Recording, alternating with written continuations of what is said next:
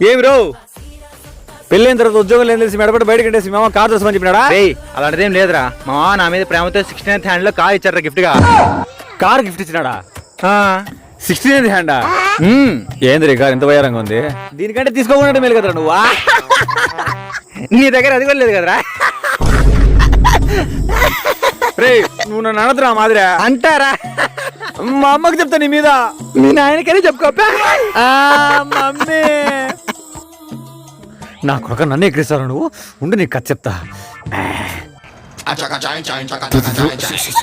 ఇప్పుడు రా నా బట్ట. మామా ఏం చేస్తున్నావు రేడా? నీ మంచి కొడదామని. నీ అబ్బా నా మంచి కొడతామన్నా నా నాశనం కొడతామన్నా?